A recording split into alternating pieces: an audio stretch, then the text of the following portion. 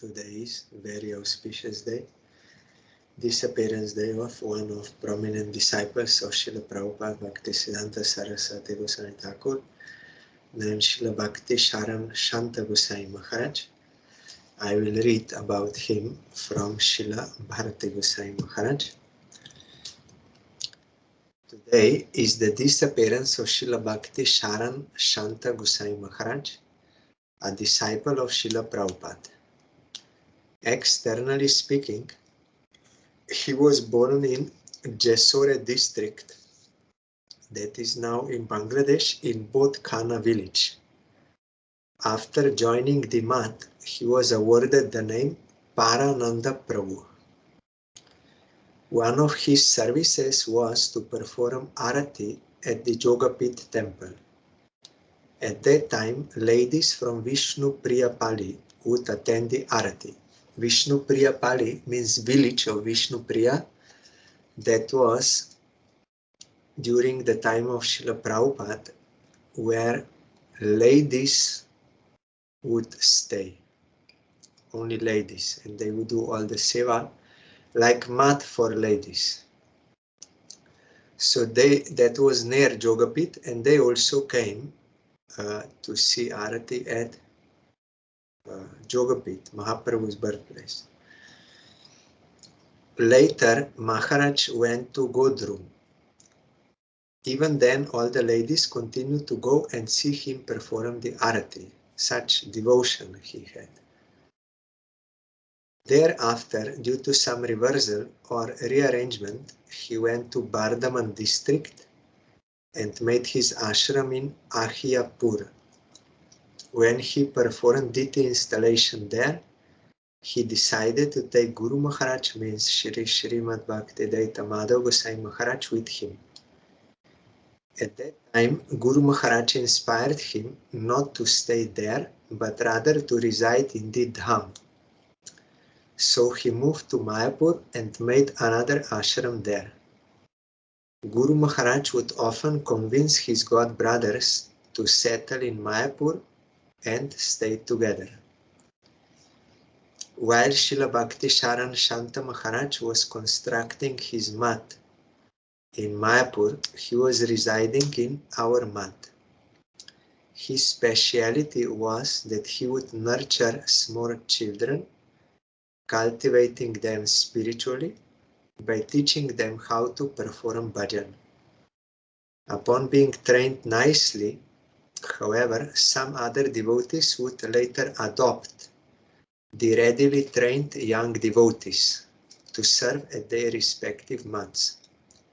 Srila Shanta Maharaj would never become upset by this, because he considered awarding training as his duty, regardless of where his students ended up. This is proper, pure devotion, not to desire anything in return or demand something.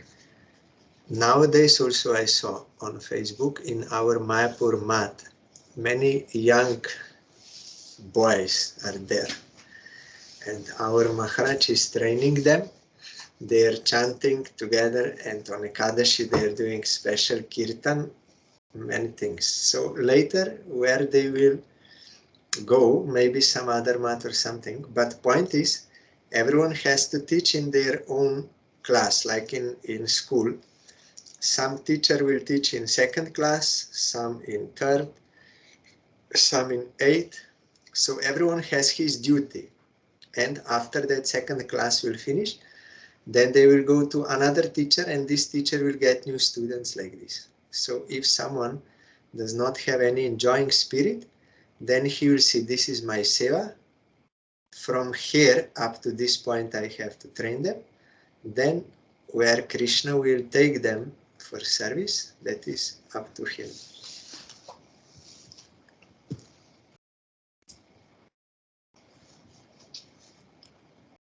He would name his disciples Ram Gopal, Shyam Gopal, and so on. He used to speak very softly and sweetly. Later, Guru Maharaj urged him to take sannyas from Srila Bhakti Gaura Baikanash Gosai Maharaj. Yesterday we heard about him. And he came to be known as Sri Bhakti Sharan Shanta Maharaj. He would participate in festivals at our mat and he would also preach. He desired that Guru Maharaj accept his mat, but he declined the offer as he did not want two mats in one location. Means they're very near. If you go from our mat out, left side towards Gopinath Gauriya mat, then just little before the entrance to Gopinath Gauriya mat, on the right side is his mat. There are his deities and also his samadhi is there. And now also samadhi of Srila Bhakti Vigyan Bharati Gosai Maharaj is also inside his mat, just before Gopinath Gauriya mat. So Parang Gurudev did not want in one location two mats. Guru Maharaj requested him to retain the ownership and promise to provide whatever support would be required. Our mat in charge used to help him in all possible ways. Eventually he left his body and was given samadhi there itself. I never saw Srila Shanta Maharaj engage in a quarrel or argument with anyone. He would not even raise his voice towards his disciples. Most of the time he used to reside in our mat. He was a very loving Vaishnava. I am remembering him on his disappearance day because both appearance and disappearance days of Vaishnavas can bestow auspiciousness. Both of them are equally worthy of worship. Remembrance of Vaishnavas brings auspiciousness and their forgetfulness brings inauspiciousness. So now that mat, I heard some years ago when I was with Srila Bodhayan Maharaj in Vienna, he told me that he's disturbed because some people want to take that land. Maybe ownership was not so legally fixed. So some businessmen, they wanted to make a mall there, shopping mall in that place. Means to remove this and make a mall. Then Bodhayan Maharaj said that he's disturbed. It is the place of our Guru Varga. This is not good, but I have no money to purchase or to legally fix something. But later on someone came and he offered that seva. So this mat is retained, and Gopinath Gauriya mat, brahmacharis, they are doing all the seva there because it's just opposite. Only you cross the street on the other side. So they are doing seva puja of samadhi and deities, and Srila Bharati Gosai Maharaj, some disciples also, they are serving samadhi there. So it is still there. So I am remembering, I went there many times. I am remembering Srila Maharaj's Samadhi Mandir, his deity there, bowing down to his lotus feet and praying for his causeless mercy to bestow service of his lotus feet and the lotus feet of his object to worship, Guru Gauranga, Radha Krishna.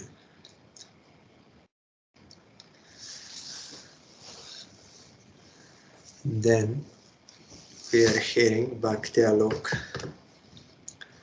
Yesterday we heard that some who become proud, they, in order to increase their pride, they want to create some new path to become renowned like this. But that is not good. We have to follow path laid down by previous acharyas. We should not change the purpose. It should be pure devotion to Krishna, not for some other purposes. So those who are unfortunate make themselves dance on a new path and cheat the world. Considering this, it is written, Shruti, Smriti, Puranadi, Pancharatra Vidin Vina, Aikantiki Harer Bhaktir Utpatayaiva Kalpate. Bhaktir Aikantiki Veyam Avicharat Pratiyate, Vastutastu Tata Naiva Yat Ashastriya Tekshate. Even if a person seems to have attained steadiness in practicing pure bhakti to the Lord, that bhakti is a misfortune if it rejects the rules of Shruti, this is Upanishads, Smriti, like Bhagavad Gita, Mahabharata, Puranas, 18 Puranas, and Pancharatra, that is also in short Vedic teaching, mainly for deity worship. In 5 nights it was given to Brahma due to lack of faith in them. So if someone outwardly seems like he's a devotee, but he is rejecting the rules given in proper shastras, then that is cannot be called as actual devotion. This type of bhakti appears to be pure only because of misjudging the facts. Actually, it is not aikantiki bhakti at all, because lack of scriptural obedience is seen in it. So if some acharya, like Prabhupada, has to adjust something according to time, place, circumstance, and eligibility of people, that is not going against scriptural injunctions. Everything what he made, this sannyas, what was not before in Gaudiya Vaishnavism, and this Brahmin thread, everything is there already in scripture. So he did not deviate from the scripture. Only he little adjusted as was practiced before, because that was so much misused. The meaning is that though there are 2 paths of bhakti, Vaidhi and Raganuga, the previous devotees perform them according to differing qualification. This is discussed and shown in Shruti, Smriti, Puranas and Pancharatra scriptures. That is why so many things, immoral things, were going on in the name of Raganuga, and no one could say anything because they said, no, we are not under scriptures, we are above scriptures, we have spontaneous love, but they did not have. If you have spontaneous love, you cannot do sinful activities. So people lost faith. That is why Prabhupada, he took sannyas and practiced according to Vaidhi, because we are eligible for that. And when one becomes qualified, then he can enter into that Raganuga and Paramahamsa stage in pure way. Those such as Buddha, Dattatreya and others who invented new paths, giving up the shown path, ultimately just produced disturbance. Though they called their new paths pure devotion to the Lord, the paths were not so, being without proper discernment. The true path is shown in the Vedic scriptures. Buddha preached you don't accept Vedas. Dattatreya, he preached impersonalism. That is also not conclusion of the Vedas. So the true path is shown in the Vedic scriptures, and we have to understand Vedic scriptures through bona fide Guru Parampara. Then you can understand the Vedas are about pure devotion to Krishna. There are 4 bona fide by the will of Krishna, 4 bona fide Guru Paramparas in Kali Yuga. We, as followers of Chaitanya Mahaprabhu, belong to Madhva Sampradaya, and though Chaitanya Mahaprabhu is Supreme Lord himself, still he also performed this pastime of accepting Guru and Diksha from him, as we heard. Also Krishna, also Ramachandra. So this system is established and it is followed by them, and it should be followed by us. And it is Krishna's duty to provide bona fide Guru Parampara, bona fide Guru, and bona fide Diksha.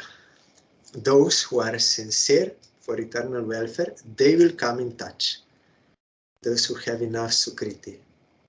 Always someone will be there, maybe more or less such Gurus, but at least one will be here, because those sincere Jivas, they need Diksha and they need guidance.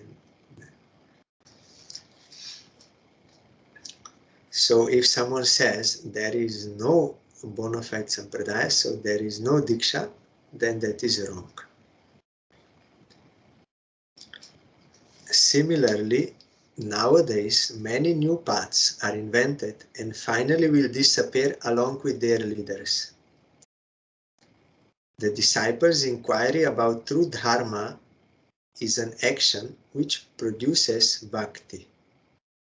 Thus, Naradiya Puran says, Achirat eva sarvatha siddhyatyesham abhipsitaha saddharmasya va bodhaya yesham nirbandhini mati. Those whose minds are attached to understanding bhakti to the Lord quickly attain all their desired goals. It is from Bhakti Rasamrita Sindhu.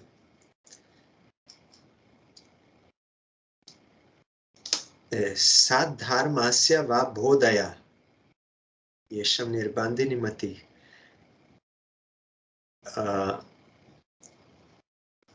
Here it is written, disciples should inquire what is true dharma, and Guru will explain. So this kind of knowledge about true dharma is not unfavorable. It is favorable for devotion because it will strengthen your mind to serve Krishna. In Chaitanya Charitamrita also similarly it is given there, you should not be lazy for understanding Siddhanta, means the conclusion of Shastra. That will make your mind firmly fixed on Krishna, so it is not useless. Some people, they say, no, only you love Krishna like this, but doing emotionally or some also some sinful activities there. Or if someone is studying so much for the sake of studying, not for the sake of his bhajan, but for the sake of getting so much knowledge or to impress others with so much knowledge, that is, both are anti-devotional. We have to hear about Siddhanta from bona fide Guru and accept that. That will help us in our devotion. We see in Jaiva Dharma, they inquire, those aspirants inquire, and Guru will reply and teach them. Just as the fortunate people follow the activities of bhajan of the devotees, so they desire to know those previous devotees' dharma. Like Gorkishore Das Babaji Maharaj, he could not read himself because he was illiterate. He could not write also, but he used to go and hear Srimad Bhagavatam from Bhaktivinoda Thakur in Godrum. Devotees always like to hear devotional scriptures, and Bhagavatam is both Siddhanta and Leela. Also, Chaitanya Charitamrita was read there by Bhaktivinoda Thakur and explained. The unfortunate people are inclined to act in the opposite way. Again, I will read. Just as the fortunate people follow the activities of bhajan of the devotees, so they desire to know those previous devotees' dharma. The unfortunate people are inclined to act in the opposite way. Just as they seek a path different from that of the devotees, they disrespect the conclusions of the devotees and respect their own conclusions. They make no effort to preach while understanding what Mahaprabhu taught the world. Rather, they teach all people a contrary philosophy as Lord's teaching. That is Apasampradaya. They say we are teaching what Mahaprabhu said, but it is not true. They do not consider how much inauspiciousness they cause by doing this. Those who are sincere make efforts to understand fully Mahaprabhu's teachings in Chaitanya Charitamrita. Lord's teachings are our life. Our Gurudev told that though Chaitanya Charitamrita was there, but without Sharanagati you cannot understand.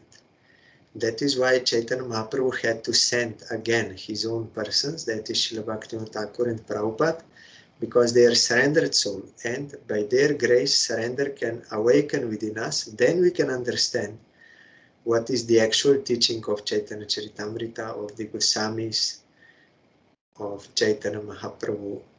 Then you can understand. Without Sharanagati it is impossible. Lord's teachings are our life. Only in that resides the true dharma. If a true disciple tries to understand true dharma, but cannot understand, he can understand while asking at the feet of Shiksha Guru. So if a true disciple tries to understand true dharma, but cannot understand, he can understand while asking at the feet of Shiksha Guru. Or if Guru already disappeared and his disciples are not fully trained, then arrangement is made for them to get Shiksha Guru, and they have to progress with his help. Like for example, Srila Bhaktivedanta Swami Maharaj, he is a pure devotee, he knows everything. But according to eligibility of people at that time, he could explain and engage them in the practice up to certain point. Because not all are eligible, some were higher than the others like this.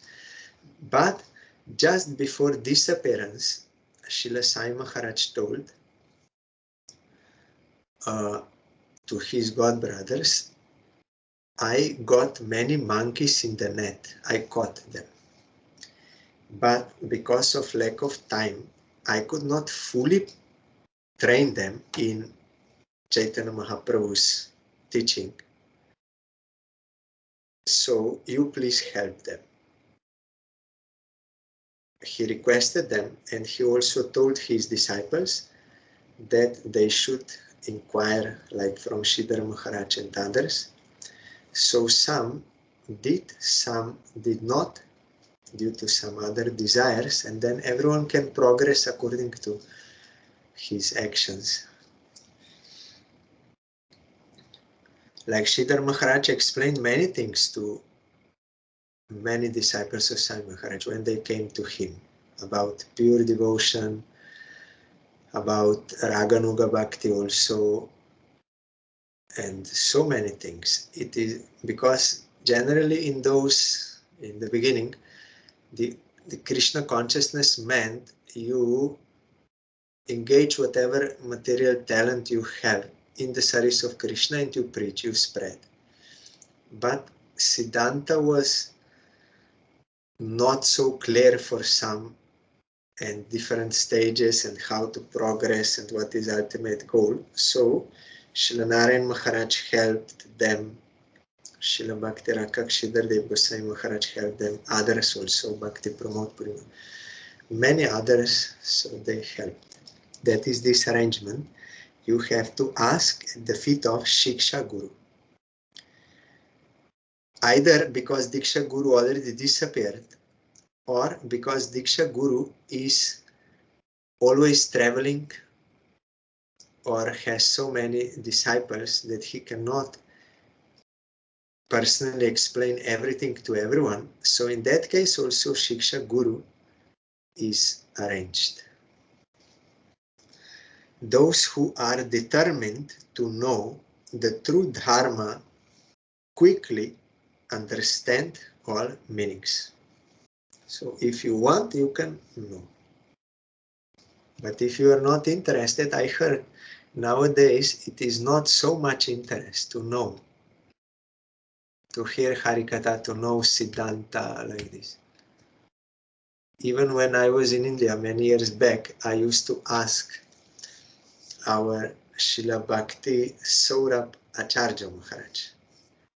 Sometimes when he was speaking Harikatha, so after Harikatha I would ask some questions and he was happy to know that I want to know. And he even told to others like Nishkinchan Maharaj and others, he said he wants to know. But others in our mat, I see they don't want to know. Only they are in simple way. But he was happy when I asked. But you should not ask unnecessarily something. What is, and if they can help you with understanding, then they are also pleased. So if there is no desire to know, then how you can know? Here Bhaktivinoda Thakur said, if someone is determined to know, then he will come to know. Anya bilashita shunyam jnana karmadi anavritam anukulena krishna nushilanam bhakti rutama. The highest bhakti is defined as continuous service or emotions directed towards Krishna, his expansion forms, or others related to him, that is devotees, with a favorable attitude towards Krishna. It should be devoid of desires other than the desire for bhakti and unobstructed by impersonal jnana, the materialistic ritual of karma, or other unfavorable acts like yoga also. As long as this true dharma of pure bhakti does not clearly manifest in the heart of the inquirer, his heart will remain covered by darkness. He will not understand the nature of pure bhakti. If he depends on his own deliberation, pure, unmixed bhakti will not arise in his heart. I have met many persons who think that they are learned. They think that the nature of bhakti can be understood by intelligence and learning. Someone determines that Jnana Mishra Bhakti is bhakti, and others think that Karma Mishra Bhakti is bhakti. Their pride is such that even if they hear the meaning of Chaitanya Charitamrita, they say that they can understand the meaning on their own. What is the necessity of accepting the meaning of Chaitanya Charitamrita? Not desiring to know true Dharma, all these people have no relationship with true Dharma. True Dharma means Sanatan Dharma or Jaiva Dharma or Atma Dharma. That is pure devotion to Krishna. It is natural, like iron to magnet, but now it is covered. So we have to purify that or uncover, then it can go unobstructed. So such people, they have no relationship with true dharma. They're doing something for some other ends. The result is that they worship according to their own new system and can never taste pure bhakti. The devotee must give up enjoyment, etc., in aiming for Krishna. Satisfying the senses is called enjoyment. Making satisfaction of the senses into desire to serve Krishna is giving up enjoyment. Making satisfaction of the senses into desire to serve Krishna is giving up enjoyment. Means when we offer everything to Krishna and then take his prasad. That is giving up enjoyment.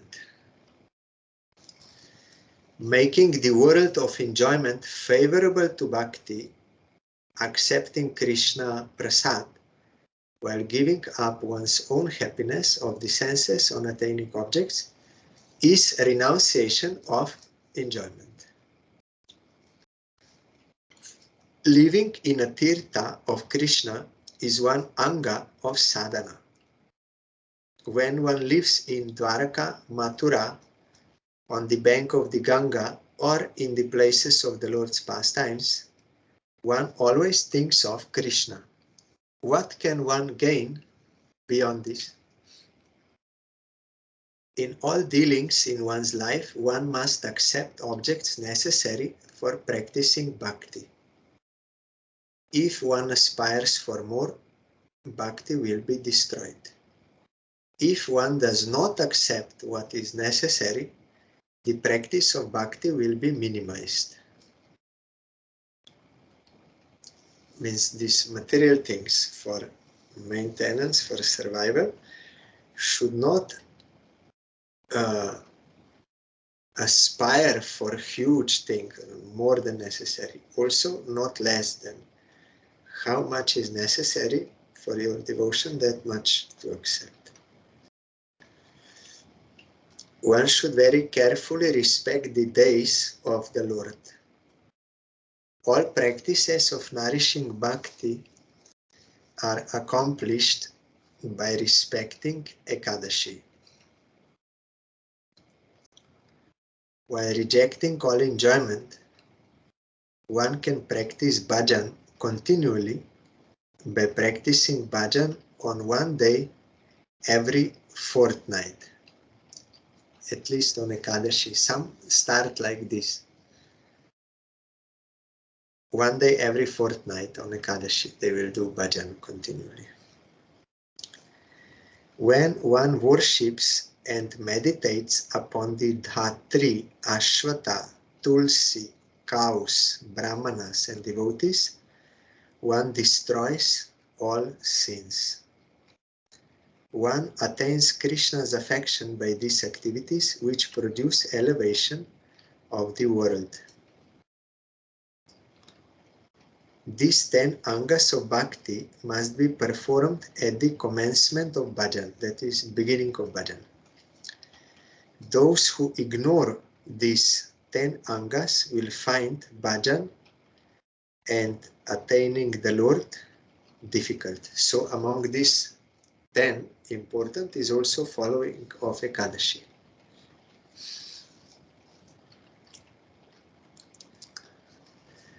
The person endeavoring for bhajan first takes shelter of Guru,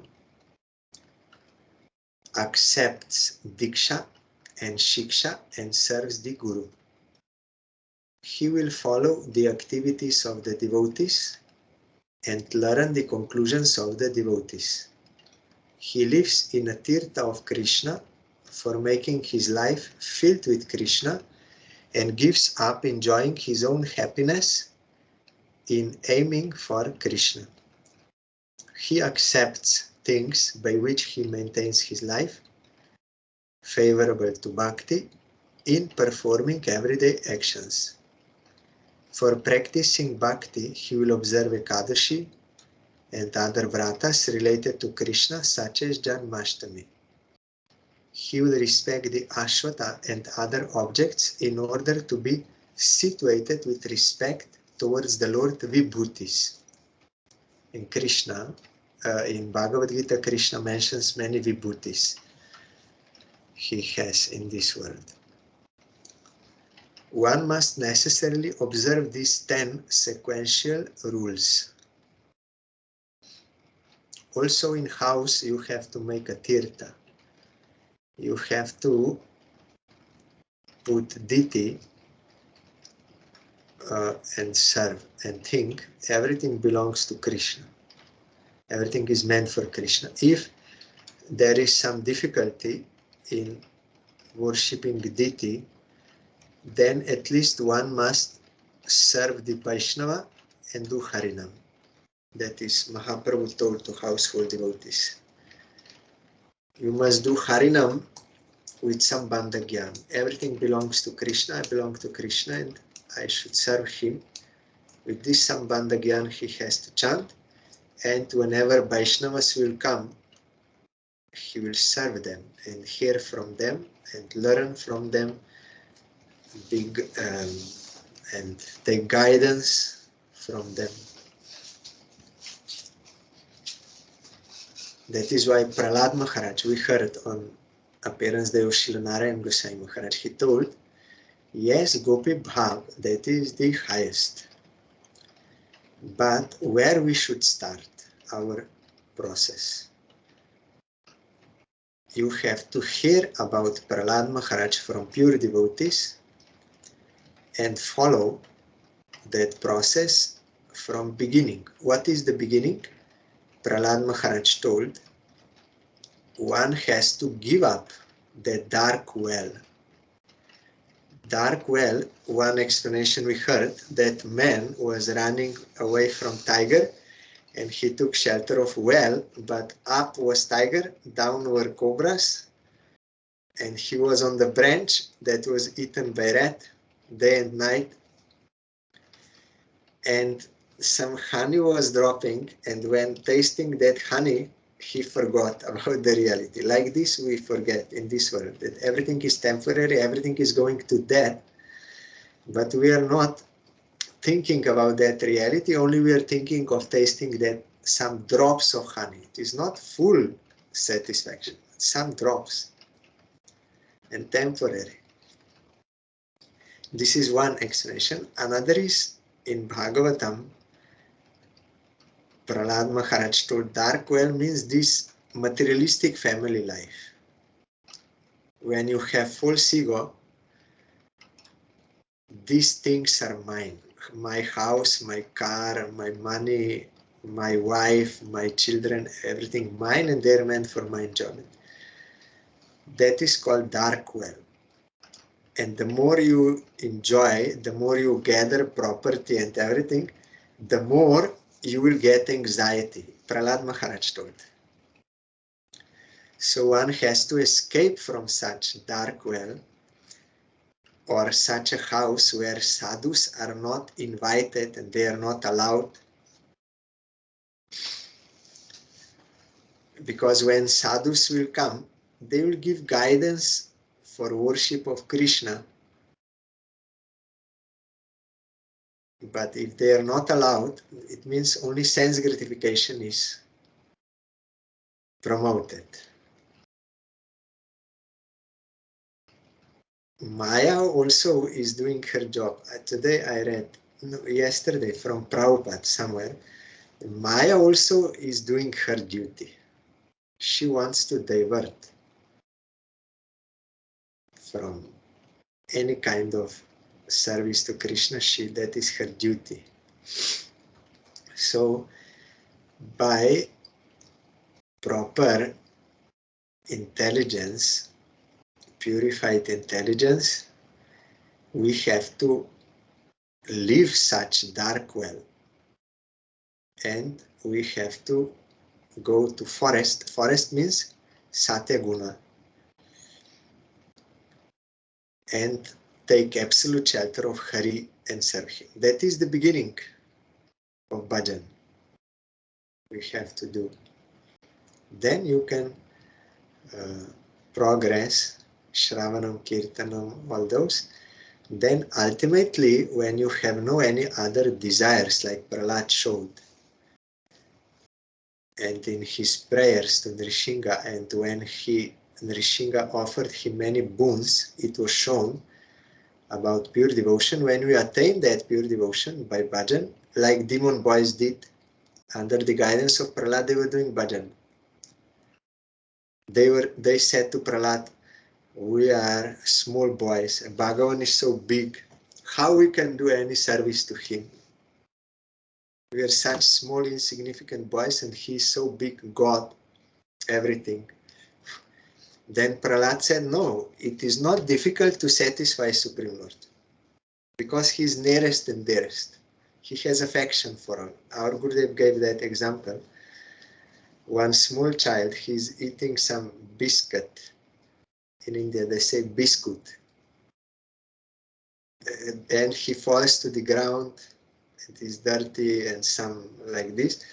But if that child, out of affection for mother, he will give, you eat, you eat, you eat, then mother, out of affection for that child, will accept that to satisfy him. Though that is not very pure, but because of affection, she will accept. Like that, Krishna is having affection more than any kind of parent in this world. He has affection for all jivas. So if anyone offers him anything with sincerity, with that relation, Krishna will accept with satisfaction. Guru said even nothing is necessary, only you call him. You call him, he will be satisfied. So only that sincerity is necessary.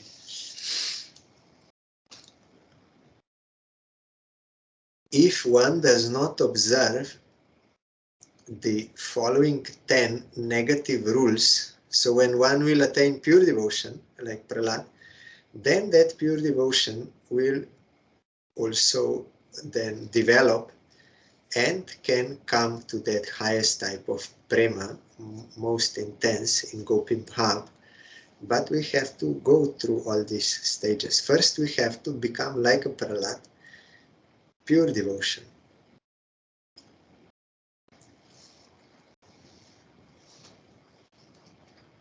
If one does not observe the following 10 negative rules along with these were 10 positive, now 10 negative, one will never become steady in bhakti sadhana. One should not associate with materialistic people, with love. One may mix with them for ordinary dealings, like job, shop, market, this. To that extent, one should deal with them.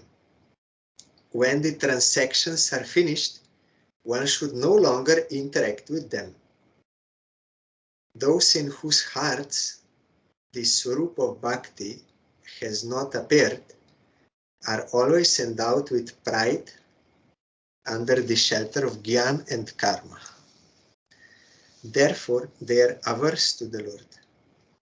Followers of Dharma who worship many devatas, Mayavadis, thirsty for impersonal Gyan, and atheists, etc., who oppose the Vedas, are all averse to the Lord.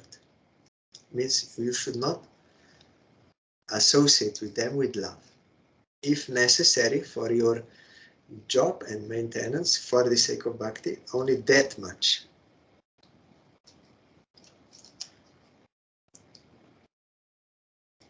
Means what is necessary for getting your things for bhakti, only that much you associate with them without attachment. Not that you will go on speaking, you will go to shop and you will meet someone and then go on speaking 2 hours about gossip and what is going on. And no, what is necessary you do and quickly. Don't, our Gurudev said, make it short, those talks.